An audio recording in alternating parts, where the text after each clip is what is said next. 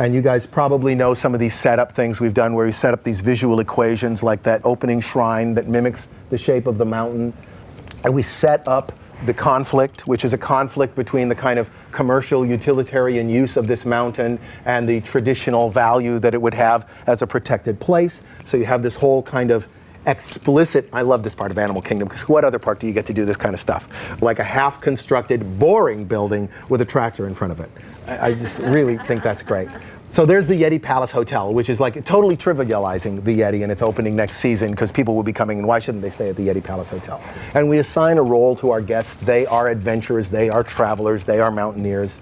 And then we set up this funny harmony between the traditional parts of the village and the mountain itself. So there's all kinds of architecture in the Himalayas. We deliberately chose an architecture made of dirt and rock because the mountain is dirt and rock, and we want this sense of visual harmony between the traditional village and the mountain, and that whole idea that those things are linked because the train is the opposite of that.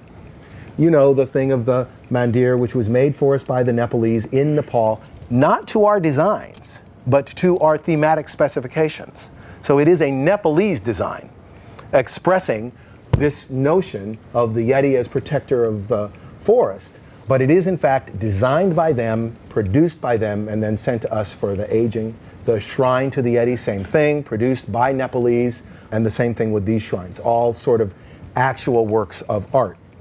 When you are telling a linear story like a film, you have such control over the sequence of images that you can trust your ability to control perception in one simultaneous moment. With music, with editing, and with the objects on screen, you focus, focus, focus. We don't have that. So we have to run multiple strands through the environment. For example, we have this very explicit, stupidly explicit strand of, if you haven't picked up on anything else that you have seen, here's a poster, like a flyer, that says what this story is about. Here's a flyer. If you can't get it any other way, I got a flyer for you. But you can also read into this whole ritualized environment, this sense that something that is more than just mundane is going on.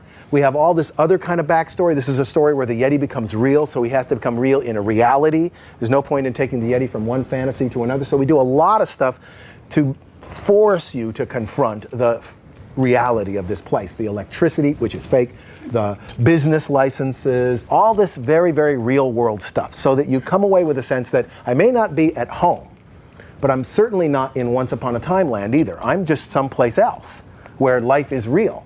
And that's the someplace where this Yeti is going to become real in.